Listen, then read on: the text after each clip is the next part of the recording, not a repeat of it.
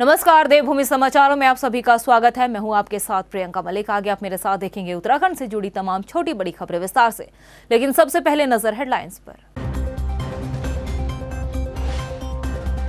प्रचार के लिए सियासी दिग्गजों के साथ सीएम धामी भी चुनावी रण में डटे। डोर टू डोर जाकर जुटा रहे जनता का समर्थन, प्रत्याशियों के लिए वोट अपील। 2017 के विधानसभा चुनाव में कई सीटों पर रहा रोचक मुकाबला। कई प्रत्याशियों में महज कुछ ही वोटों का रहा अंतर। सवाल, क्या इस बार मिटा पाएंगे फासला? निर्वाचन आयोग ने राजनीतिक दलों को दी बड़ी राहत। जनसभाओं में सीमित संख्या से हटाई रोक। रोड शो और बाइक रैलियों पर रहेगी पाबंदी।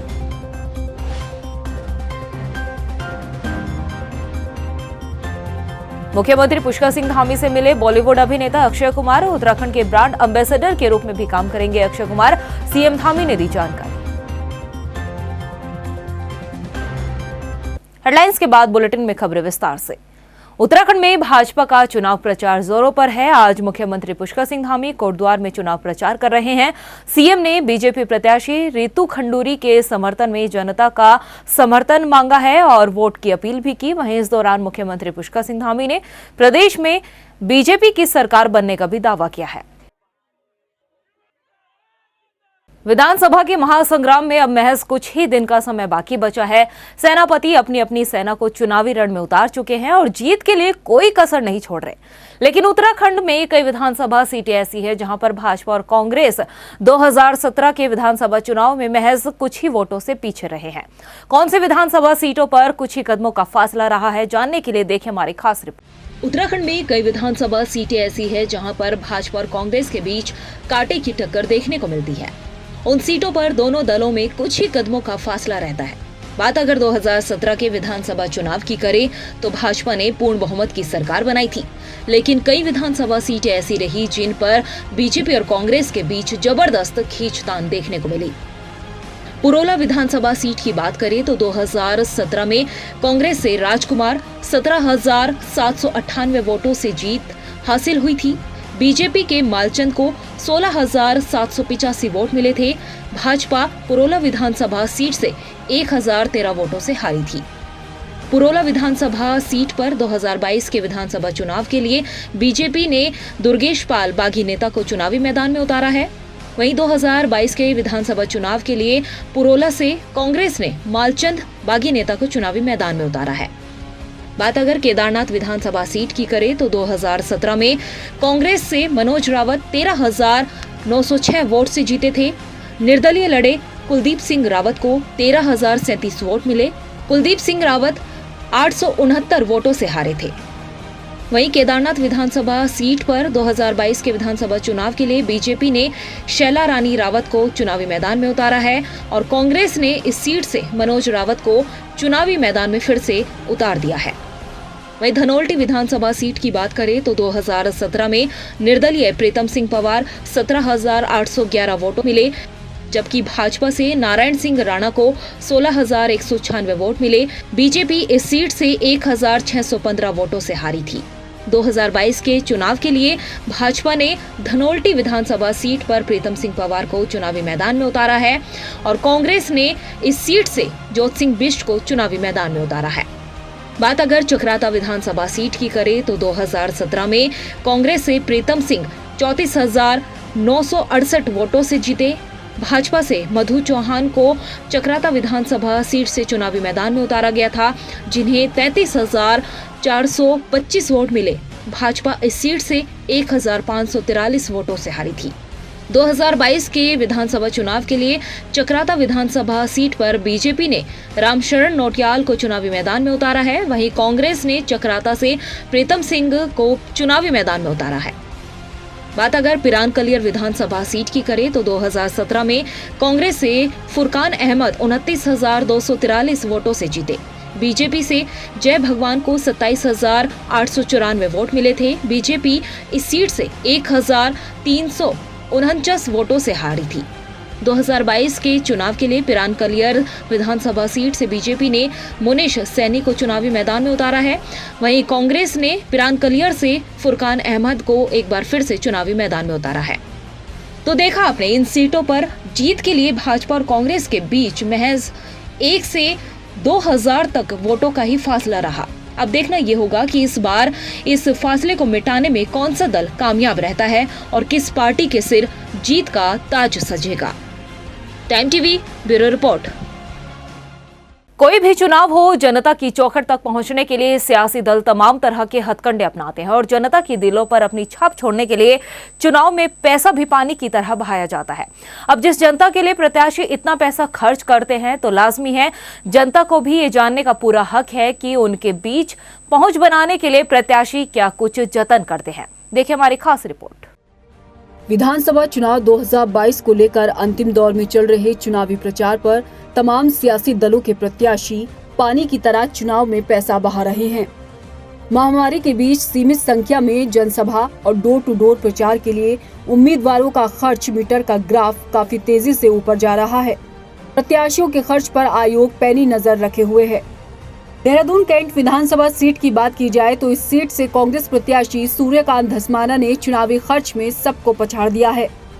अब तक सूर्यकांत धस्माना चुनावी प्रचार प्रसार में करीब 12,78,000 रुपए खर्च कर चुके हैं। इसी कैंट विधानसभा सीट से स्वर्गीय हरवंश कपूर की पत्नी सविता कपूर को भाजपा ने टिकट दिया है। सविता कपूर के चुनावी खर्च का हिसाब किताब किया जाए तो अब तक सविता कपूर 8,11,000 रुपए चुनावी प्रचार प्रसार में लगा चुकी हैं। राजपुर रोड विधानसभा सीट से भाजपा प्रत्याशी खजानदास चुनावी प्रचार प्रसार के खर्च में आगे चल रहे हैं। खजानदास चुनावी प्रचार में अब तक 4,20,000 से ज्यादा रुपए खर्च कर चुके हैं। इस सीट से चुनावी खर्च में पैसा बहाने में दूसरे नंबर पर है आम आदमी पार्टी की प्रत्याशी डिम्पल सिंह। डिम्पल अब तक प्रचार में 3,15,000 रुपए खर्च कर चुकी हैं और अभी ये आंकड़ा और बढ़ने की उम्मीद है। कराता विधानसभा से लगातार 4 बार से कब्जा जमाते आ रहे कांग्रेस प्रत्याशी प्रीतम सिंह को इस बार पार्टी ने 5वीं बार फिर मौका दिया है। चक्राता विधानसभा सीट के प्रत्याशियों के लेखों की शुरुआती जांच में प्रीतम सिंह चुनावी खर्च में आगे चल रहे हैं। अब तक प्रीतम सिंह 4,95,000 की धनराशि प्रचार प्रसार में खर्च कर चुके हैं। तो इसी सीट से भाजपा प्रत्याशी रामशरण नौटियाल भी पीछे नहीं है। चुनावी खर्च में अब तक नौटियाल साहब 3,66,000 रुपए खर्च कर बैठे हैं। कोरोना महामारी के बीच हो रहे इस विधानसभा चुनाव में न तो पहले जैसा चुनावी शोर शराबा है और न ही चुनावी नारों की गूंज है। डिजिटल चुनावी प्रचार प्रसार में उम्मीदवार पैसों को चुनावी बेला में बेहिसाब और बेतरतीब तरीके से खर्च कर रहे हैं, लेकिन सियासी दल और चुनावी रण में उतरे प्रत्याशी शायद इस बात को भूल गए हैं कि चुनावी जंग ज्यादा से ज्यादा पैसा खर्च करके नहीं बल्कि धरातल पर चुनावी मुद्दों के दावों को लेकर उनको पूरा करने पर लड़ी जाती है। टाइम टीवी के लिए देहरादून से ब्यूरो रिपोर्ट। उत्तराखंड में 14 फरवरी को होने वाले मतदान के लिए तमाम सियासी दलों का धुआंधार प्रचार चल रहा है। पहली बार महामारी के बीच डिजिटल प्रचार प्रसार पर डिपेंड हुआ राजनीतिक दल प्रचार के बीच मर्यादा शायद भूल गए हैं। तभी तो अब चुनावी प्रचार प्रसार बढ़ाने के लिए नेता और दलों को फिल्मों के जरिए अपने डायलॉग और अपनी चीजों का सहारा लेना पड़ रहा है। देखिए खास रिपोर्ट। मसूरी में सबसे ज्यादा काम किसने किया? गणेश जोशी साहब। इस बार जीत के कौन आने वाला है? गणेश जोशी साहब। जिस सरकार ने आपको कोरोना में मरने के लिए छोड़ दिया था, उसके झांसे में अब मत आना। जिसने आपको अपने प्रदेश से पलायन करने पर मजबूर कर दिया था, जिसने उत्तराखंड वासियों के विकास के बारे में कभी नहीं सोचा। सुना आपने, ये जो 2 क्लिपिंग है वो अलग अलग बॉलीवुड चुनाव की तारीख नजदीक आने के साथ पार्टी समेत उम्मीदवार भी खुद प्रचार के लिए एड़ी चोटी का जोर लगा रहे हैं। 2022 की बिसात में प्रत्याशियों की घोषणा होने के बाद से इस सीट में सियासी समीकरणों में काफी कुछ बदलाव आया है। इसी पर देखिए खास रिपोर्ट। 2022 की बिसात के चुनावी रण में उतरे सियासी दल प्रचार में जी जान से जुटे हैं। 14 फरवरी को वोटिंग होगी, लिहाजा वक्त कम होने के साथ उम्मीदवार सर्द मौसम के बीच जनता के द्वार जाकर खुद के लिए वोट मांग रहे हैं। राज्य की विकासनगर विधानसभा सीट की सियासी तस्वीर देखें तो इस बार पहली बार चुनाव लड़ रही आम आदमी पार्टी के मैदान में उतरने से वोटों के ध्रुवीकरण के हालात भी बन रहे हैं। ऐसे में बीजेपी कांग्रेस अपने वोट बैंक को बचाने के लिए एड़ी चोटी का जोर लगा रहे हैं। उत्तराखंड के विकासनगर विधानसभा सीट की तस्वीर देखी जाए तो यहाँ कुल मतदाता 1,07,308 हैं। इनमें पुरुष मतदाताओं की संख्या 55,643 है, जबकि महिला वोटर्स की संख्या 51,659 है। वहीं थर्ड जेंडर 6 है और 80 साल से अधिक उम्र वाले लोगों की तादाद 1,526 है। पिछले विधानसभा चुनाव के आंकड़ों को उठाकर देखा जाए तो 2002 और 2012 में कांग्रेस के नवप्रभात, 2007 और 2017 में भाजपा के मुन्ना सिंह चौहान और 2009 के उपचुनाव में भाजपा के कुलदीप कुमार इस सीट से जीते थे।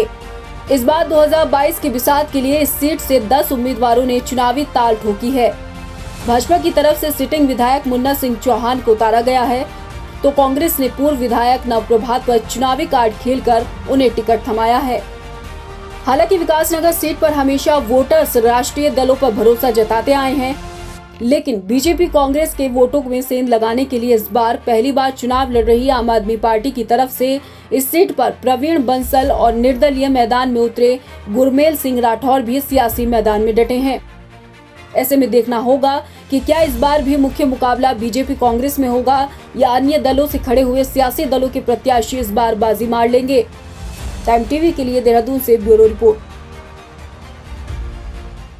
लालकुआ में जनता कैबिनेट पार्टी ने कांग्रेस प्रत्याशी हरीश रावत को अपना समर्थन दिया है। इसके साथ ही बीजेपी पर भी जमकर निशाना साधा है। राष्ट्रीय अध्यक्ष भावना पांडे ने बीजेपी पर निशाना साधते हुए कहा कि बीजेपी ने हमेशा से हिंदू मुस्लिम की राजनीति की है। कोई हिंदू मुसलमान में मत आना, इनके गुम्मत तोड़ने में मत आना, अभी कोई गाय मंदिर में गाय का कुछ भी करेंगे, मांस फेंक देंगे माहौल बनाने के लिए। तो इसलिए मेरी सारी जनता से अनुरोध है, इस षड्यंत्र में ना आके हमें इस बात को समझना होगा। टनकपुर चंपावत राष्ट्रीय राजमार्ग पर मलबा आने से यातायात पूरी तरह से बाधित हो गया है। दर्जनों वाहनों के फंसे होने की भी जानकारी मिली है। लोगों को भारी परेशानियों का सामना भी करना पड़ रहा है। इसके साथ ही मलबा लगातार गिरने की वजह से राहत कार्य भी शुरू करने में काफी दिक्कतों का सामना करना पड़ रहा है। किच्छा में चुटकी देवरिया टोल प्लाजा पर आज सुबह टोल न देने की जिद पर अड़े कार सवारों ने कर्मचारियों पर हमला कर दिया है। इस घटना में 2 टोल कर्मचारी जख्मी भी हो गए हैं। ये पूरी घटना सीसीटीवी कैमरे में कैद हो गई है। बताया जा रहा है कि कार रुद्रपुर से किच्छा की ओर जा रही थी। 11 नंबर टोल पर टोल न देने की वजह से रोका गया, जिसके बाद कार सवारों ने उतरकर कर्मचारियों के साथ मारपीट की और उन कर्मचारियों को पूरी तरह से जख्मी कर दिया। नहीं, देखिए, जो गाड़ी आई थी उन्होंने टोल देने से मना कर दिया। फास्टैग गाड़ी पे नहीं था। इसके बावजूद हमारे टोल कर्मी ने कहा आप या तो गाड़ी बैक कर लीजिए या ऑफिस में बात कर लीजिए। उन्होंने कुछ नहीं सुनी, लेन ब्लॉक करके रखी और बैरिगेट ज़बरदस्ती बैरिगेट हटाते हुए आगे बढ़ने लगे। कर्मियों ने उनको रोकने की कोशिश की तो उन्होंने तलवार निकालकर उस पर हमला बोल दिया। हमारे कर्मचारियों ने उसको बचा लिया, अदरवाइज उसको तलवार सीरियसली लग सकती थी। इसके बाद हमने पुलिस को तुरंत ही इन्फॉर्मेशन दे दी और पुलिस वाले आए और उनको लेकर चौकी में चले गए। हमें बोले कि सर आप हमारे NHI के गैजेट के हिसाब से नहीं है, आप बैक कर लीजिए और हमारे सीनियर अधिकारी ऑफिस में बैठे वहाँ आप एक बार बातें कर लीजिए और चले जाइएगा, छूट होगी तो फिर नहीं गए, गाली वाली करने लगे। तो हम लोग उस लेन को बंद करके और चले गए और फिर वो बैरिगेट लगा दिए। फिर उन्होंने बैरिगेट खोल के और जाने लगे, गाली वाली देने लगे। हमने रोकने की कोशिश की, तलवार निकाले और हमला कर दिया हम पे। इस बुलेटिन में इतना ही। इसी के साथ मुझे दे इजाजत, लेकिन जाने से पहले एक नजर हेडलाइंस पर। प्रचार के लिए सियासी दिग्गजों के साथ सीएम धामी भी चुनावी रण में डटे। डोर टू डोर जाकर जुटा रहे जनता का समर्थन। प्रत्याशियों के लिए वोट अपील। 2017 के विधानसभा चुनाव में कई सीटों पर रहा रोचक मुकाबला। कई प्रत्याशियों में महज कुछ ही वोटों का रहा अंतर। सवाल, क्या इस बार मिटा पाएंगे फासला? निर्वाचन आयोग ने राजनीतिक दलों को दी बड़ी राहत। जनसभाओं में सीमित संख्या से हटाई रोक। रोड शो और बाइक रैलियों पर रहेगी पाबंदी।